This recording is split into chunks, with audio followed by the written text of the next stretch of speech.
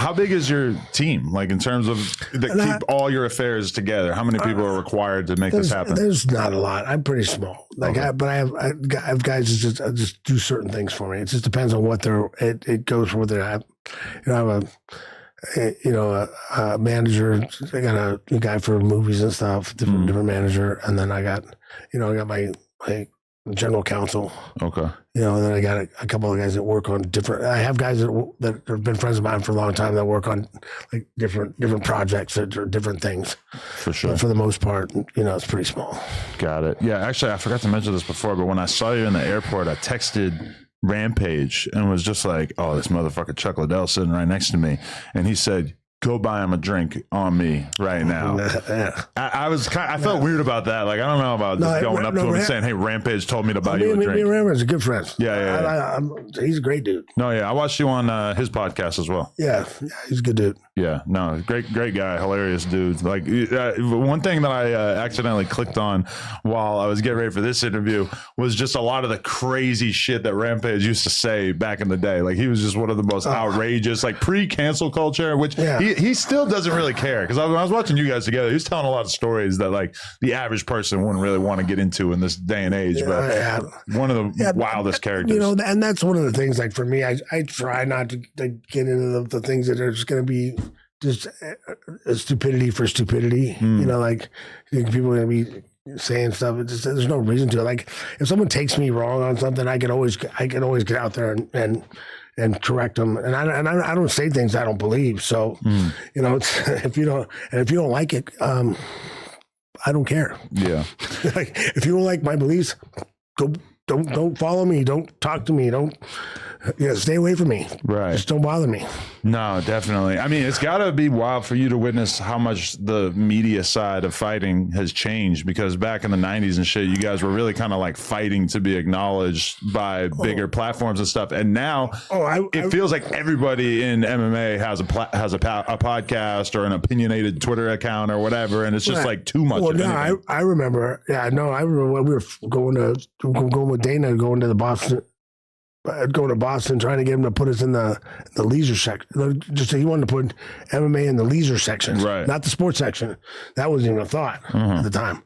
And then I remember after I won the title, I remember them calling me up and asking me where I vacationed. Right. Yeah. It was kind of a cool moment. Like, oh, that's kind of cool. Like now that place we were begging to put us on there, they're asking me where I like to go hang out. That's funny too, because as you get older, you realize that the stuff that they want to write about in a lot of newspapers and shit is like geared around who they have as advertisers. Like, like the vacation thing is because there's all these tourism companies and airlines, et cetera. Like they want a Chuck Liddell quote because next to it, there's going to be a big ass ad for a Sandals resort in Jamaica or whatever. No. Same reason why, I used to deliver newspapers, and at one point I just realized, I did too when I was a kid. Oh yeah? That should make it tough, because I was getting up at 4 a.m. to do that, when I was 12 years old, But like a huge percentage of the newspaper is like ads for like home and gardening, or the whole home and gardening section. And really think about it, it's like, oh, this is 100% because these are the people who are willing to give them money. They get their own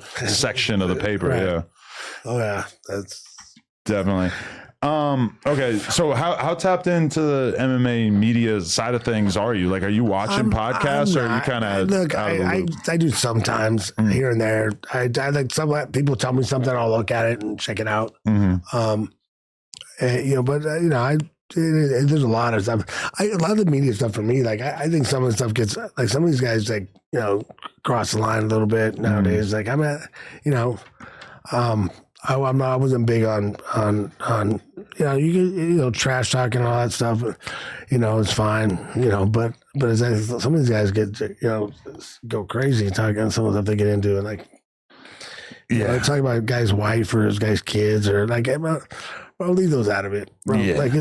What that doesn't do anything for a fight. That doesn't promote a fight. Yeah. Talk all the shit you want about. I said talk all the shit you want about my team, my coach, me, and my training partners, whatever. Right.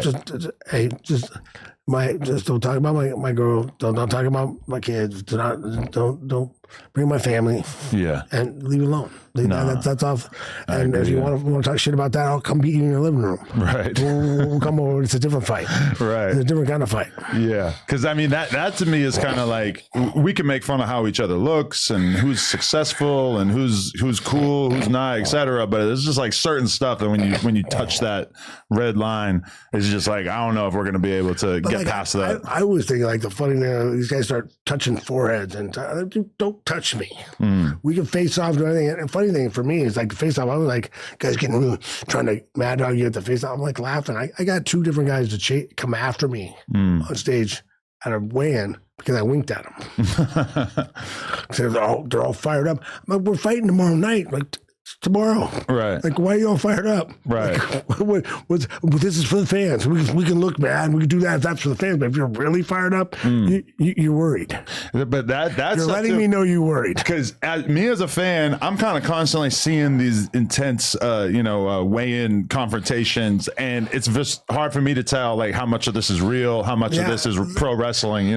Which I feel like it's got to be a little bit because you're so incentivized to create these moments that there's a lot of value in it, but at the same time it just feels like you guys should probably be in a mental state where you have enough self-control to not feel the need to brawl right here in front of these people. But that's my thing too. Is like if you're that, I got you.